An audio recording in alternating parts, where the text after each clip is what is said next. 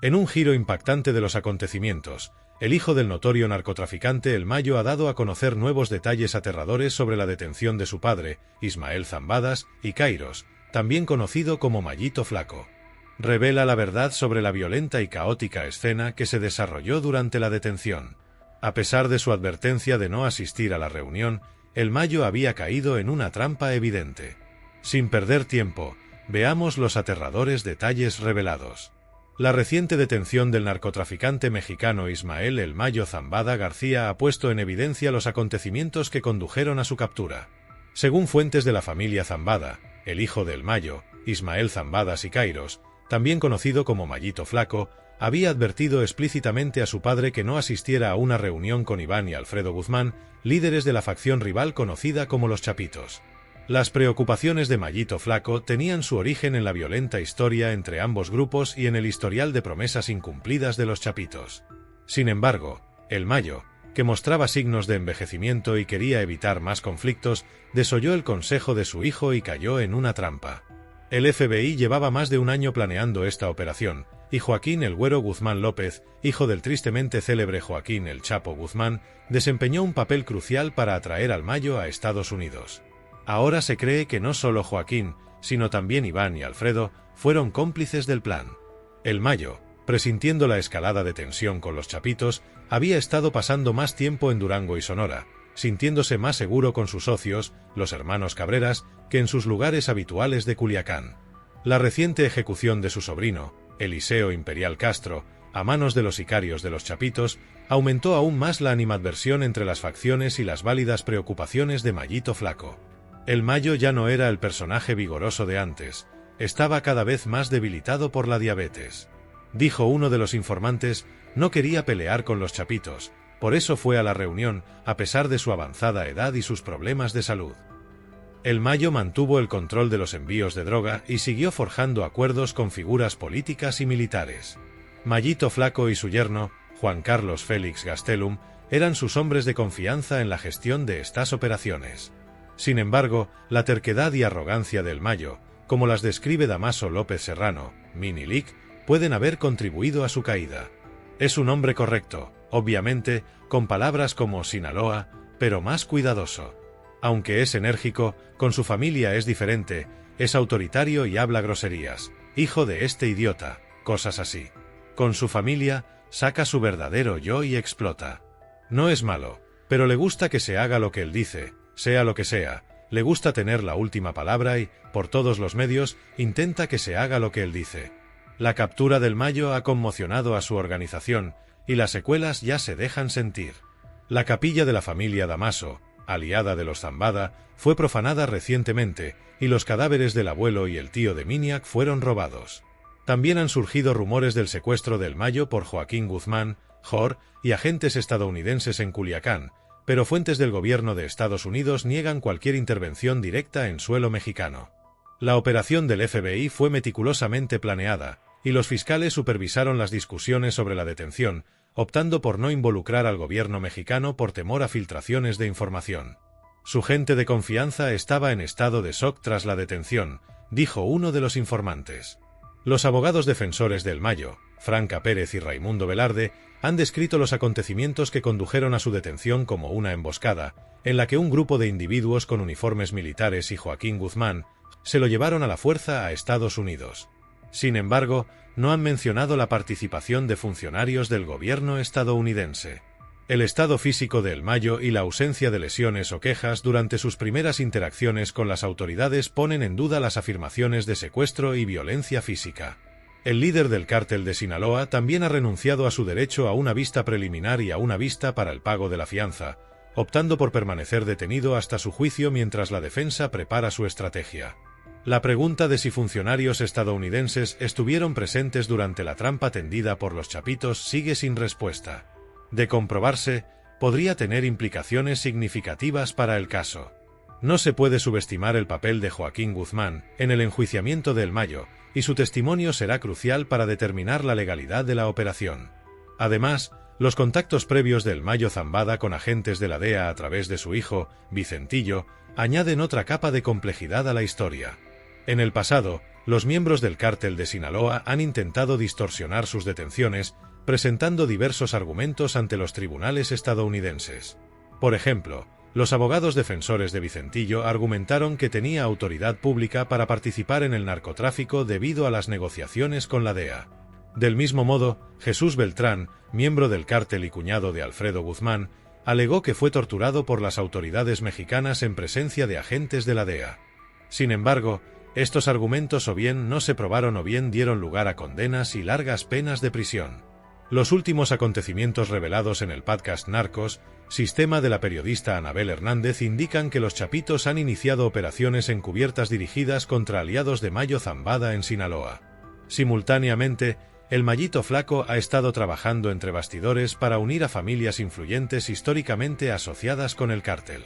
Entre los aliados conocidos del Mayito Flaco se encuentra Rafael Guadalupe Félix Núñez, alias el Changuito Antrax, miembro de los Antrax, con reputación de sembrar el terror en Sinaloa y otros lugares.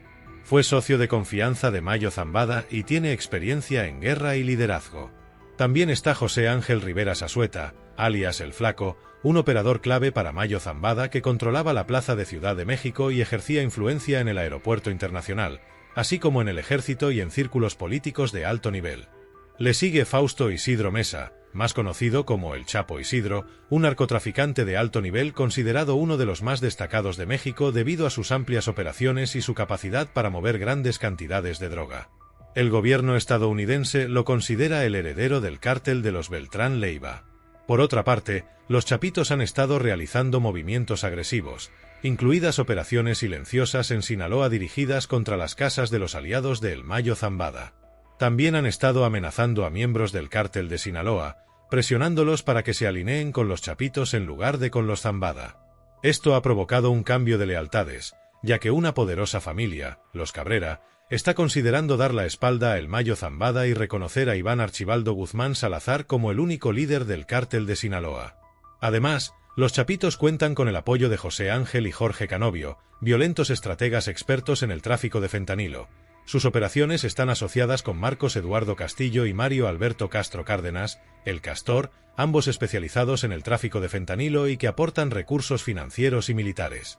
Óscar Noé Medina, el Panu, compadre de sicarios de Iván Archibaldo, y Jorge Humberto Figueroa, el 27, otro destacado organizador de sicarios, refuerzan aún más sus filas.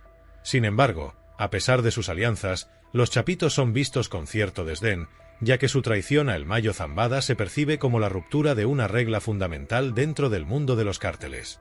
Este sentimiento es especialmente fuerte debido a la brutal guerra previa de los Chapitos contra la familia Damaso López, antiguos aliados de su padre el Chapo Guzmán, que incluyó ataques contra sus negocios legales y sus hogares.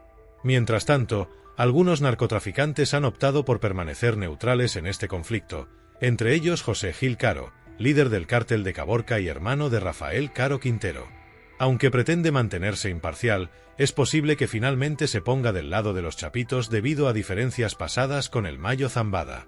Otra figura influyente, Óscar Manuel Gastelum Murri, aún no ha declarado su lealtad, a pesar de sus vínculos comerciales con el Chapo.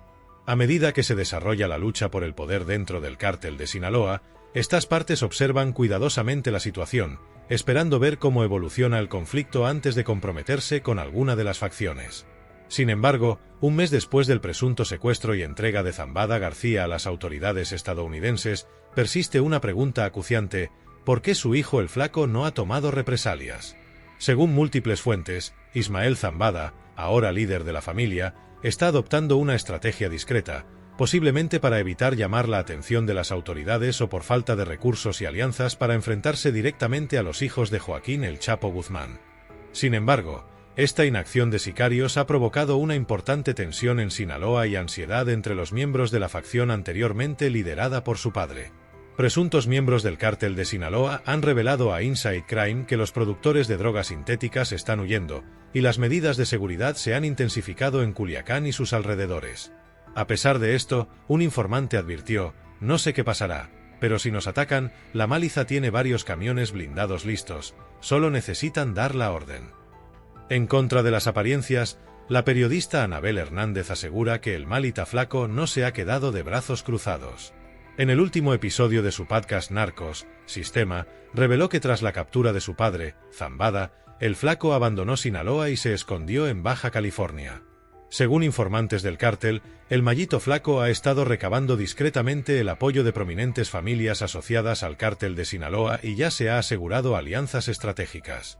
Según el autor del libro El Traidor, el diario secreto del hijo del Mayo, la Maliza podría contar con otros dos aliados estratégicos que, hasta ahora, han mantenido una postura neutral: Óscar Manuel Gastelum el músico y José Gil Caro Quintero, sobrino de Rafael Caro Quintero y líder del cártel de Caborca.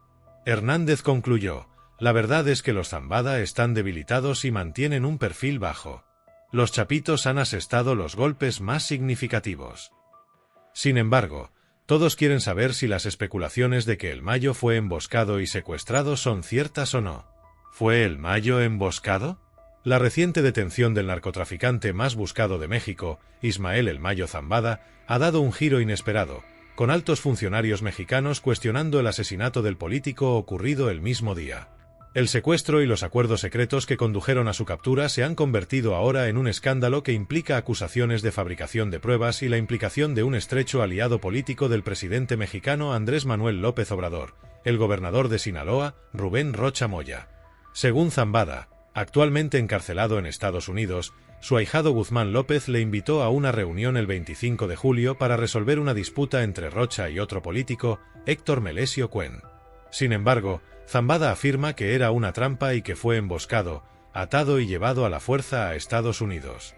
También afirma que Cuen murió de un disparo durante el secuestro: no me entregué y no vine voluntariamente a Estados Unidos, dijo Zambada. Al contrario, fui secuestrado y traído a Estados Unidos a la fuerza y contra mi voluntad.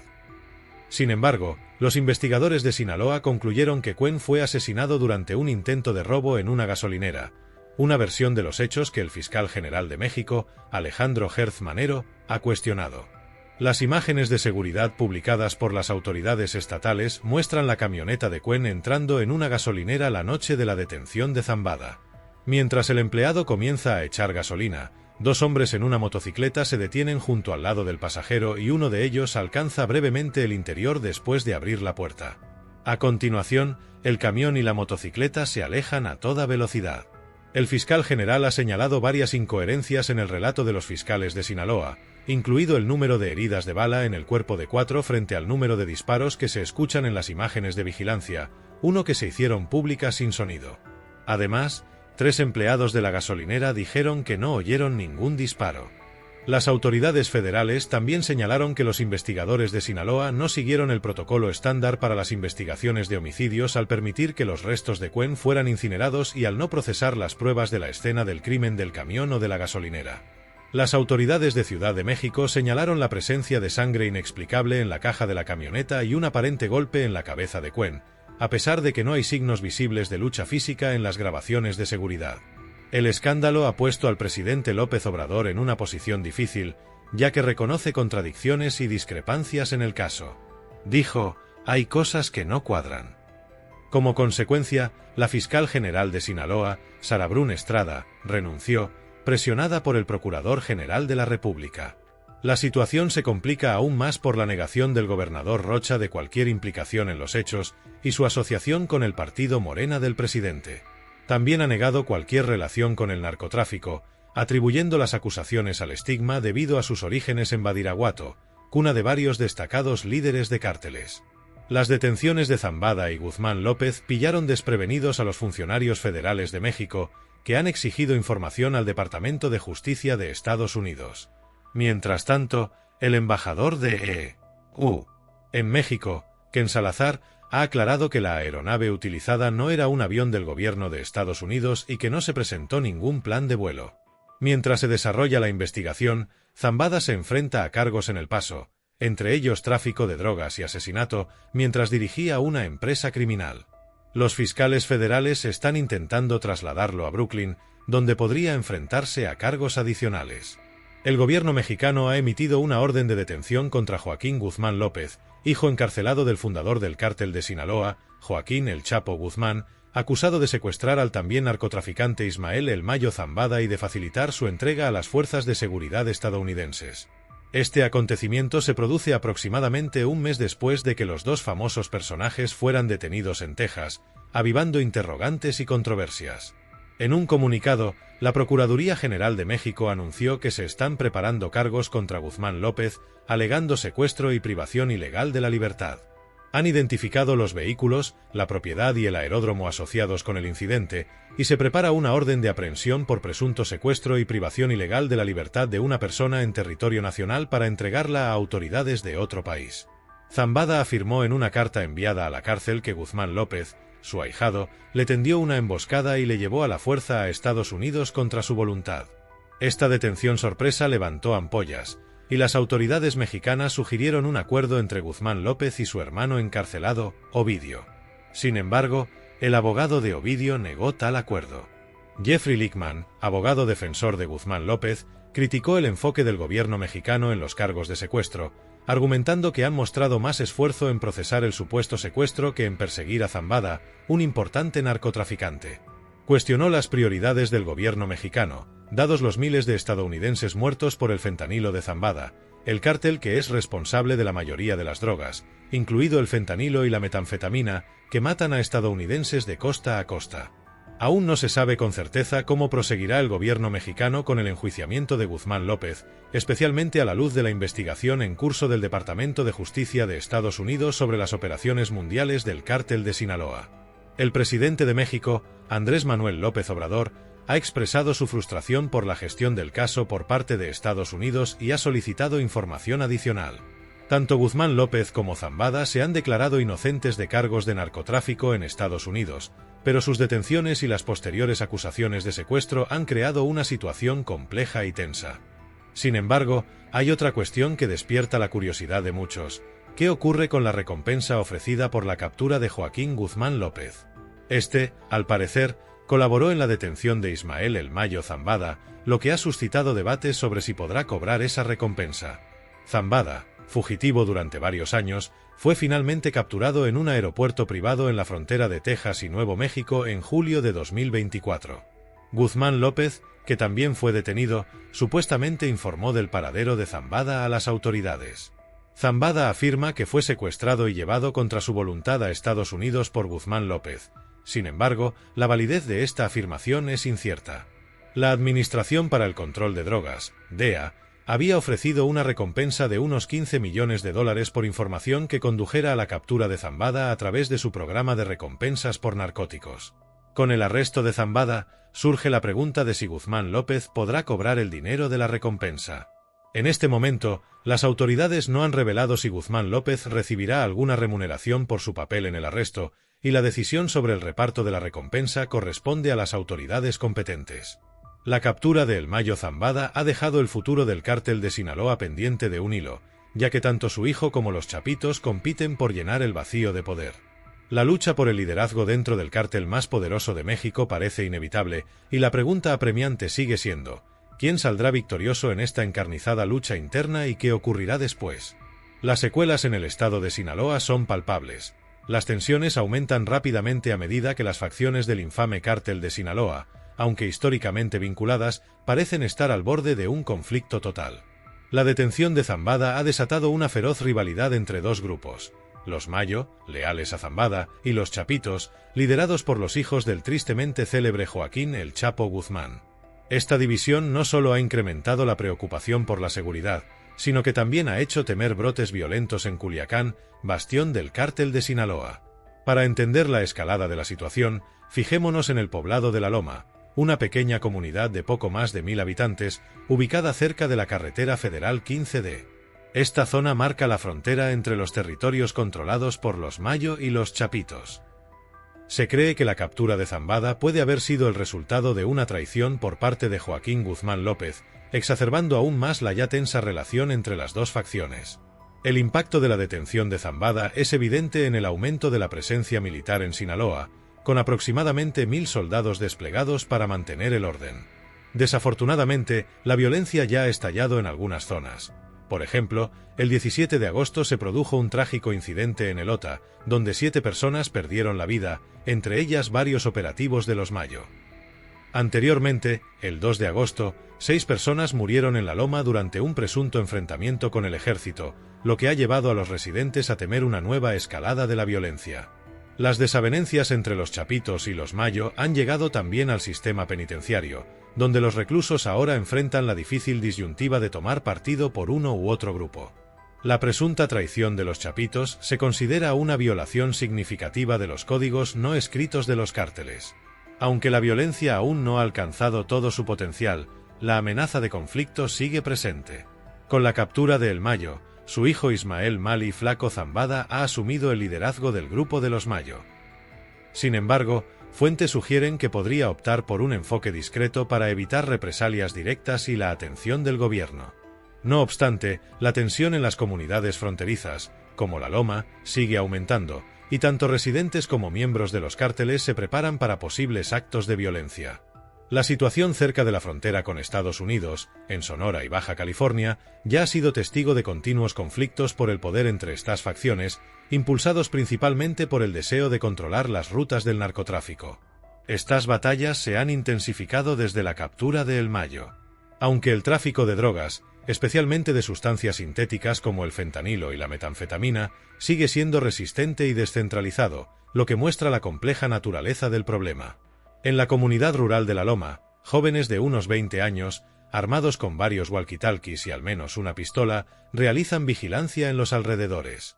Sus miradas se desplazan entre los que caminan por la calle y los individuos que se dirigen a los maizales en las afueras del pueblo, atentos a cualquier comportamiento sospechoso. A la primera señal de vehículos desconocidos, avisan a sus colegas por radio y en cuestión de instantes aparecen 2 individuos en motocicletas, listos para perseguir a posibles intrusos. 3 semanas después de la detención de El Mayo, comienzan a surgir signos de violencia en la Loma. Los residentes se muestran cautelosos y tensos ante la vigilancia constante de los vigías de los cárteles. ¿Quién sabe lo que va a pasar? Pero ahora mismo no confío en nadie, declaró a Inside Crime una mujer de unos 40 años que pidió el anonimato por miedo a represalias del cártel. Esto ha generado preocupación por una escalada de violencia en la región. En respuesta a estas crecientes tensiones, el ejército mexicano anunció rápidamente el despliegue de soldados adicionales en Sinaloa, justo un día después de la detención de Zambada. El objetivo declarado de esta mayor presencia militar es garantizar la seguridad y permitir que todas las actividades de la sociedad continúen sin interrupción. Este sentimiento se refleja también en el mundo del narcotráfico, ya que los individuos implicados en el tráfico de drogas en Sinaloa son conscientes de la creciente tensión entre los Chapitos y los Mayo, y han adoptado posturas más cautelosas, inseguros de cuándo podría estallar la situación. A pesar de la incertidumbre y la tensión, los involucrados en actividades ilegales en Culiacán intentan mantener la discreción. Todas las fuentes consultadas por Inside Crime coinciden en que un aumento de la violencia traería consecuencias negativas, como una mayor presión gubernamental y la interrupción de sus operaciones. En una carta publicada por su abogado, el propio El Mayo hizo un llamado a la paz y desaconsejó reacciones violentas, recordando que ya hemos pasado por ese camino en el pasado y todos salimos perdiendo. Sin embargo, la supuesta traición de los Chapitos implica una ruptura de los tradicionales códigos de conducta respetados por las facciones para mantener la paz, y algunos creen que la guerra podría ser inevitable. Un traficante de metanfetamina y fentanilo que prefirió permanecer en el anonimato expresó su enfado e incredulidad ante las acciones de los Chapitos. No hay palabras para lo que hicieron. Por supuesto que muchos de nosotros estamos enfadados. Hay mucho miedo y pánico con las nuevas reglas que podría imponer Mali Flaco, añadió, refiriéndose a la situación a unos 100 km de la frontera con Estados Unidos, en Sonora y Baja California. Los Chapitos y los Mayo llevan años inmersos en una intensa lucha por el control de sus respectivos grupos armados, los Salazar y los rusos. Este conflicto se centra en el dominio de los corredores fronterizos y en los mercados locales de consumo de drogas. A pesar de que las tensiones entre estas facciones se intensifiquen, la naturaleza descentralizada del narcotráfico, especialmente en relación a las drogas sintéticas, asegura que el suministro a través de la frontera se mantenga ininterrumpido. En respuesta a la captura de Ismael El Mayo Zambada, cofundador del cártel de Sinaloa, y a un aumento en los episodios de violencia subsiguientes, el gobierno mexicano ha incrementado su presencia militar en Culiacán. En total, se han desplegado 600 efectivos adicionales del ejército en el estado, sumándose a los 400 soldados que ya estaban allí desde hace menos de un mes. La reciente ola de violencia ha estado relacionada con la detención de Zambada, con al menos 10 asesinatos ocurridos en días recientes, varios de ellos vinculados a esta captura. Entre las víctimas se encuentran dos capos importantes de la droga en el estado, Martín y Leobardo García Corrales, quienes eran socios tanto del Mayo como de Joaquín El Chapo Guzmán. Los cuerpos torturados de los hermanos fueron encontrados junto a una tercera víctima no identificada en el barrio Elota, en las afueras de Culiacán. Estos hombres habían sido buscados por las autoridades estadounidenses, que ofrecían recompensas de hasta $4 millones por información que pudiera conducir a su captura, acusándolos de conspirar para introducir fentanilo en Estados Unidos y de posesión de armas automáticas. El gobernador Rocha Mora, aunque negó que los asesinatos fueran consecuencia de una guerra territorial entre facciones del cártel de Sinaloa, reconoció la existencia de zonas rojas identificadas por el ejército. Expresó su deseo de paz y llamó a los involucrados en actos de violencia a que se abstengan de seguir alterando el orden público, una postura respaldada también por el presidente, quien recalcó: «Lo único que quiero es la paz. Eso hay que pedírselo a cualquiera, a los que cometen actos de violencia incluidos». No obstante, a pesar de las severas advertencias y llamados a la paz del gobierno mexicano, las tensiones continúan en aumento. Los miembros de los cárteles de ambas facciones han comenzado a movilizarse, con informes sobre el reclutamiento de pistoleros y el almacenamiento de armas. Según una fuente cercana a las operaciones de Zambada, los Chapitos pueden contar con una formidable fuerza de hasta 5,000 pistoleros. Por su parte, la facción de Zambada tiene numerosas alianzas de larga data. Los analistas prevén que las consecuencias de esta lucha por el poder podrían extenderse más allá del cártel de Sinaloa, involucrando potencialmente a otros grupos del crimen organizado que compiten por el control de las lucrativas rutas de contrabando de fentanilo manejadas por este cártel. Funcionarios estadounidenses revelaron que Guzmán López había estado negociando su entrega durante meses, y se cree que la captura de Zambada formó parte de un intento de alcanzar un acuerdo más favorable. El propio Zambada afirmó en un comunicado que había sido llevado a la fuerza a Estados Unidos y pidió contención a sus seguidores, instándolos a evitar represalias violentas. Sin embargo, la situación sigue siendo inestable. Los analistas predicen una posible escalada del conflicto a medida que se ocupe el vacío de poder dejado por la detención de Zambada. El narcotráfico en México ha sido un fenómeno complejo y devastador que ha afectado tanto al país como a la comunidad internacional durante varias décadas. Este problema se intensificó a partir de los años 90, cuando los carteles comenzaron a diversificar sus operaciones, introduciendo no solo las drogas tradicionales, como la marihuana y la amapola para la producción de heroína, sino también nuevas sustancias, como la metanfetamina y el fentanilo. La producción y el tráfico de estas drogas han generado enormes ganancias, lo que ha permitido a las organizaciones criminales expandir sus redes y corromper a funcionarios y autoridades. Los principales carteles que han dominado el narcotráfico en México incluyen el cártel de Sinaloa, el cártel de los Zetas, el cártel del Golfo y el cártel Jalisco Nueva Generación. Cada uno de estos grupos ha buscado establecer su control territorial, utilizando tácticas brutales como la violencia extrema, los asesinatos y la extorsión para eliminar a la competencia y consolidar su poder. Las luchas internas entre estos cárteles han resultado en una violencia sin precedentes, convirtiendo a varias regiones de México en zonas de guerra. La violencia relacionada con el narcotráfico ha tenido un impacto devastador en la sociedad mexicana, erosionando la confianza en las instituciones gubernamentales y afectando la vida cotidiana de millones de ciudadanos. La impunidad prevalente en el sistema judicial ha permitido que muchos crímenes queden sin castigo, lo que alimenta aún más el ciclo de violencia. Además, los cárteles han instaurado un clima de miedo, donde muchos ciudadanos se ven obligados a colaborar con ellos o a mantener un perfil bajo para evitar represalias. El gobierno mexicano ha intentado combatir el narcotráfico mediante la militarización de la seguridad pública y la implementación de estrategias de combate frontal a los cárteles. Sin embargo, estas medidas han tenido resultados mixtos y han suscitado críticas por los abusos de derechos humanos y la falta de una estrategia integral. Muchos expertos sugieren que se requiere un enfoque más holístico que incluya la reducción de la demanda de drogas, la atención a los problemas socioeconómicos que alimentan la violencia y un verdadero fortalecimiento de las instituciones. Asimismo, la colaboración internacional, especialmente con Estados Unidos, es crucial para frenar el tráfico de drogas hacia el norte. La lucha contra el narcotráfico es un desafío multifacético que exige la cooperación de múltiples niveles de gobierno y la participación de la sociedad civil para crear un ambiente en el que se priorice la paz y el desarrollo sostenible en México.